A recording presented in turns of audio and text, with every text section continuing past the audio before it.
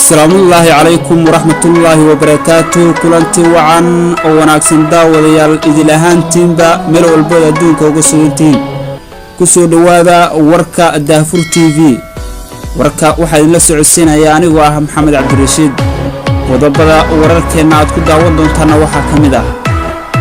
قل مدوب او كل واقضي إني حرير كوضا الشقين الأجرتي دولة فدرالك سوماليا madaxweyne farmaajo oo kulan albaabada u xiran yihiin la yeeshay boqor Salmaanka Sacuudiga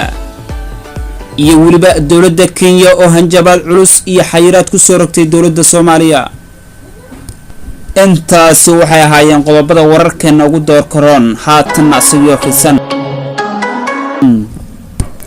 warqoralaha oo ka soo baxay madaxtooyada maamulka Galmudug ayaa lagu hakiyay wada shaqayntii kala dhaxaysay dawladda Soomaaliya Galmudug waxa ay joojisay xiriirka wada shaqayneed ee dawladda federaalka inta heshiis siyaasadeed laga gaarayo arrimaha dhimeystirka dastuurka doorashooyinka federaalka iyo amniga qaranka sidoo kale war-saxaafadeedka oo aad u dheeraaya Galmudug waxa ay beesha caalamka kaga dalbatay inay si dhow ula socoto xaaladaha siyaasadeed ee dalka iyo inaysan aqoonsanin sharciyada ay wada xukuumadda Soomaaliya iyo inay xoojiyaan la xisaabtanka dawladda federaalka arrintan ayaa ku soo aadaysa xilli uu sii xoogeysanayo khilaafka u dhaxeeya dawladda dhexe iyo maamul goboleedyada qaar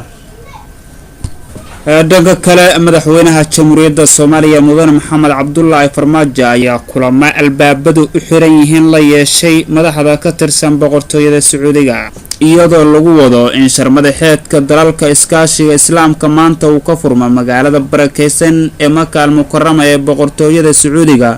waxaana ka qayb galaya madax ka socota ilaa iyo 57 dal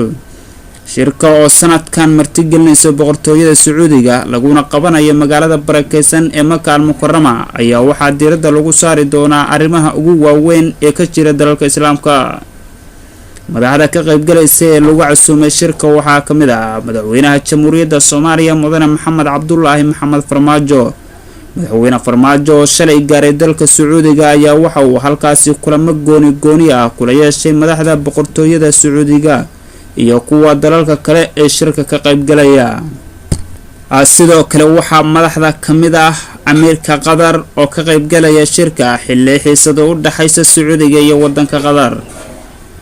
boqor Salmaanka Sacuudiga ayaa warqad u diray Ameerika Qatar Sheikh Tamim bin Hamad Al Thani isagoo ka codsaday inuu ka soo qayb galo kulanka madaxda dalalka islaamka ay ku leeyihiin magaalada barakeysan ee Makka al-Mukarrama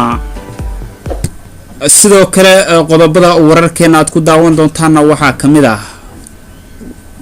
dawladda wadanka Kenya ayaa sheegtay inaysan ogolaan doonin xamuulka laga qaado Soomaaliya in la galiyo dalkeeda iyadoo aan cidna la soconin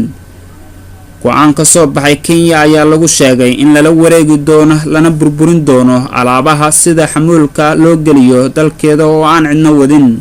Kenya ayaa sheegtay inay ka walacsan tahay alaabo badan oo lala socon oo la saaro duulimaadyada ka yimaada Soomaaliya taasoo ay xustay inay ka hor imaanayso shuruucda caalamiga ah ayna keeni karto khatar dhinaca amniga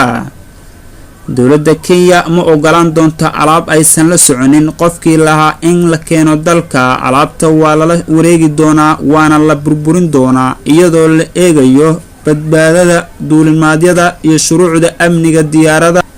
sidoo kale dawladda Kenya ayaa sheegtay in talaabadan ayaa qayb ka ah cadaadis ay muddooyinka u dambeeyay soo saaraysay dawladda Kenya wadanka Soomaaliya